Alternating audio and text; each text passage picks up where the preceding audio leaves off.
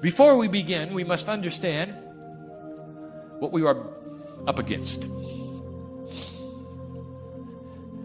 Humanity has been convinced for some time that there could be something called free energy. This would be a device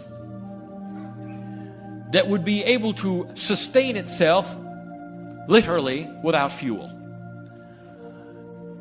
The question is it possible? The answer is yes, it always has been. And there will be those who will understand how this would work, for it profoundly involves magnetics. And indeed, there will be some who will discover it at a macro level. But what we wish to do is to give you some answers that may surprise you, that would allow you to go to it far easier and quicker. Let us review. Perhaps as children, you were amazed at something. A static magnet, when held in the hands, repels similar poles. You might have been amused at how much you have to push to try to get similar poles together in magnetic material that seems to repel the push. And the bigger the magnet, the greater the repelling. Those children who grow up to become scientists ask bigger questions about that. What is this force that pushes back? Why is it I can throw my entire weight into this and I have a piece of metal which pushes back? What is going on here? What is the engine of this? The physicists, of course, developed answers about trapped energy, kinetics, all manner of verbiage which would try to tell you why it is that there would be a force trapped in metal that would push back.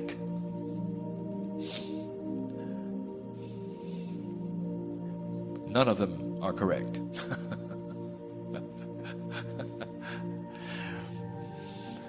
There's something going on with magnetism that will indeed be discovered.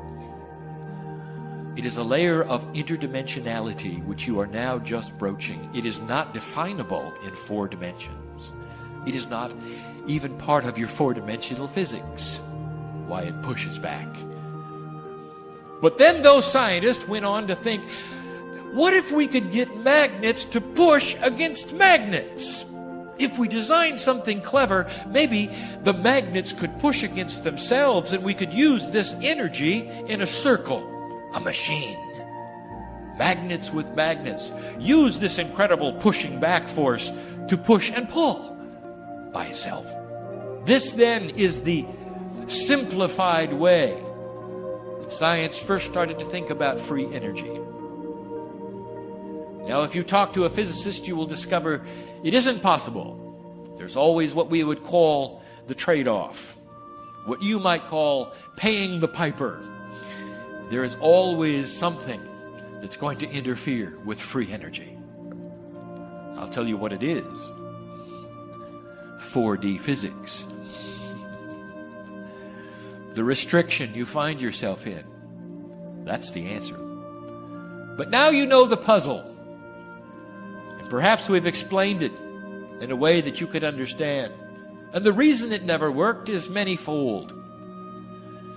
But the physicist will tell you you can't get something for nothing. Really. We must tell you a story about physics. Will this engine work? Oh, yes. But it's not going to work the way you think it would. In order to broach the next issue in this triad of explanation, we have to tell you this. The physics that you claim to be so proud of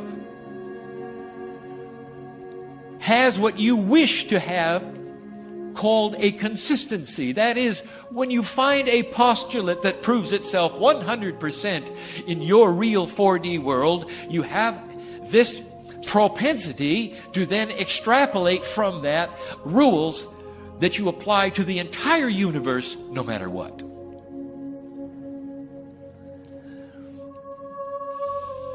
Therefore, you have Newtonian physics, Einsteinian, Euclidean, the rules that seem to apply carefully to everything all the time. Well, that's not the case. We even give you hints of this in past sessions with the Kryon, giving you formulae that indicated that there were missing pieces that you did not understand. You see, physics is variable. And to some, that is not good news. And what is the largest variable of physics? I will tell you, size. The ratio between mass, magnetics, and gravity changes with size. There is an actual, what we're going to call, quantum membrane. A membrane that you pass through at a certain quantum level where physics changes. And up to this point, those who have been at this level have seen it as quaint. Some have argued about it. Could it exist? And we say this, at that membrane level, many odd, unusual things take place. These things are about to be cleared up, and these are the things that will give you free energy. Let me be more specific. It is a membrane of dimensionality. What you might call moving from 4 to 5, and what we call moving from 4 to something else. Because, of course, when you move out of 4 dimensions, there is no more linearity, and without linearity, you cannot count anymore, can you? So 5 becomes an impossibility. Listen, I'm going to give you information that your physicists will validate, and not too far away. Let me ask you this, according to your physics, can two things exist in the same place at the same time? And you may say, no, it is impossible. Then let me change the question. What if the two things were really the same thing twice? And you might say, well, now we've never heard of such that. It is what happens when matter passes through the membrane. When you have interdimensional shift, listen, my partner, this is important. It's important you get this right. It's the first exposure that has ever taken place of this, and Metatron and Kryon want to give it to you in a way that the readers will understand.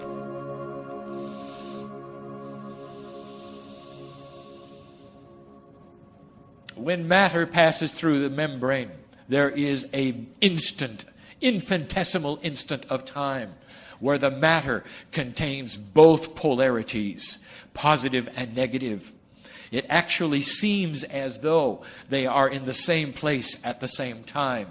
This almost is what you would call matter-antimatter exchange. And through the membrane, for a moment, there is a momentary, infinitesimal unbalancing of what we call the cosmic lattice. And in there is energy created, not from nothing, but from everything that is around you. The cosmic lattice we have described before. The secret of free energy lies in becoming small. The secret of free energy is going through the membrane. That is to say, that an interdimensional force is at work. It is the quantum leap. It is the thing that seems to bridge the unbridgeable, where particles can go from one place to another and yet seem never to have traversed the path between them. That is interdimensional swapping, membrane to membrane. Part 3 is this, the secret of free energy.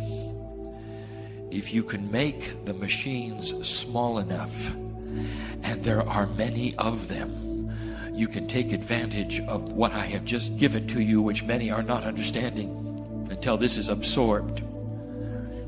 when you deal with magnetics at a molecular level, you're going to discover it acts differently. Free energy is obtainable today through large arrays of very small engines. Think small, real small, but think in large arrays. Think into interdimensional physics. Free energy is not only possible, it's there waiting. And it's not free. It is not the creation of energy out of nothing. It is tapping the lattice where mountains of energy is available. So what you're really saying then, and all of us together, is this: that what would appear to be free energy is available at a quantum level by tapping the lattice. And this requires magnetics. And the final hint in this scenario of the triad of free energy that we will give you is this: it's going to take very small magnetics to do this.